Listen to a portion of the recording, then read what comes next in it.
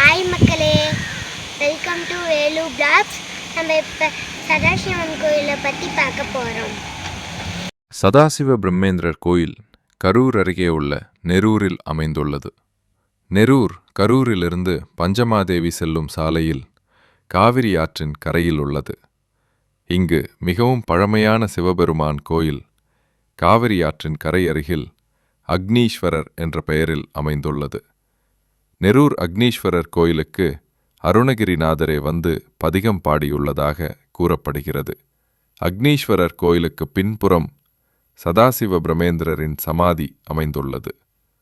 சதாசிவ பிரமேந்திரர் மதுரை மாநகரில் 17ஆம் முதல் 18ஆம் நூற்றாண்டில் ஒரு பிராமண குடும்பத்தில் பிறந்தவர். இவரின் தந்தை சோமநாத அவதானியார், தாயார் பார்வதி அம்மையார். சதாசிவ பிரமேந்திரரின் இயற்பெயர் சிவராமகிருஷ்ணன் என்பதாகும். இளம் வயதிலேயே இவருக்கு திருமணம் நடைபெற்றது. இவர் பரமசிவேந்திரால், வெங்கடேச ஐயர் ஆகியோரிடம் முறையாக சாஸ்திரங்களை கற்று தேர்ந்தார். இவரின் திறமைகளை கேள்விப்பட்டு மைசூர் மகாராஜா இவரை சமஸ்தான வித்வானாக்கி கொண்டார்.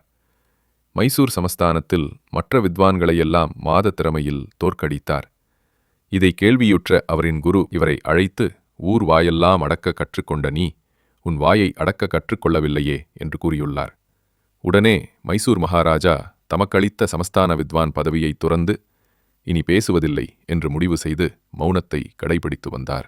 மனிதர்கள் நடமாட்டமற்ற காடு மலைப்பகுதிகளில் சென்று வசிக்க ஆரம்பித்தார். தீவிர யோக சாதனைகளில் ஈடுபட்டார். தவத்தின் விளைவாய் தான் தனது என்ற எண்ணங்கள் நீங்கி ஸ்தித பிரக்னன் ஆனார். அது முதல் சதா பிரம்ம நிலையில் லயித்திருப்பது சதாசிவ பிரம்மேந்திரரின் வழக்கமானது. ஊன் இல்லை, உறக்கமில்லை, உணவு இல்லை, உடை இல்லை. ஆசை அபிலாஷைகளை துறந்து அவதூதராக நடமாடத் துவங்கினார். காவிரி ஆற்றின் குறுக்கே இருந்த பாறையில் அமர்ந்து தவம் செய்து கொண்டிருந்தார். ஆற்றில் திடீரென வெள்ளம் பெருக்கெடுத்து ஓடி மகானை அடித்துச் சென்று விட்டது. பல இடங்களில் தேடியும் கிடைக்காததால் வெள்ளத்தினால் அவர் அடித்துச் செல்லப்பட்டு விட்டார் என்றே மக்கள் கருதினர்.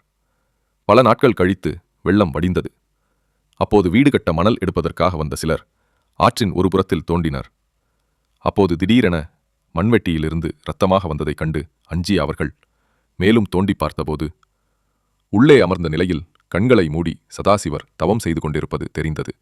அவர் தலை மீது மண்வெட்டி பட்டு அந்த காயத்திலிருந்து இரத்தம் வழிந்து கொண்டிருந்தது. மக்கள் கூக்குரல் கேட்டு கண் விழித்த சதாசிவர் எதுவும் நடக்காதது போல் அவ்விடம் விட்டு வேகமாகச் சென்று விட்டார். புதுக்கோட்டையை அடுத்த திருவரங்குளம் காட்டுப் பகுதியில் சுவாமிகள் ஒரு முறை சுற்றி கொண்டிருந்தார். மகானை பற்றி கேள்விப்பட்ட புதுக்கோட்டை மன்னர் எப்படியாவது மகானிடம் பேசி தன்னோடு அரண்மனைக்கு அழைத்துச் செல்ல விரும்பினார். அதனால் மகான் செல்லுமிடமெல்லாம் தொடர்ந்து சென்று கொண்டிருந்தார். இப்படியே பல நாட்கள் கடந்தன. மன்னனும் ஊன் உறக்கமின்றி மகானையே சுற்றிச் சுற்றி வந்து கொண்டிருந்தார். மகான் சதாசிவர் மனம் இறங்கவே இல்லை. பின் ஒரு நாள், என்னுடன் வராவிட்டாலும் பரவாயில்லை, எனக்கு நீங்கள் மந்திர தீட்சை அளித்தால் போதும் என சதாசிவரை தொழுதார் மன்னர்.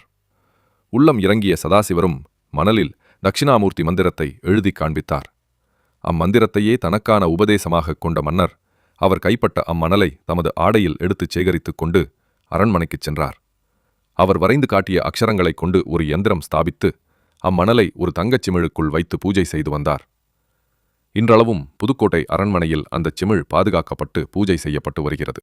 மகான் சதாசிவ பிரம்மேந்திரர் 1753ஆம் ஆண்டில் சித்திரை மாதத்து தசமி திதி அன்று கரூரை அடுத்த நெரூரில் ஜீவசமாதியானார்.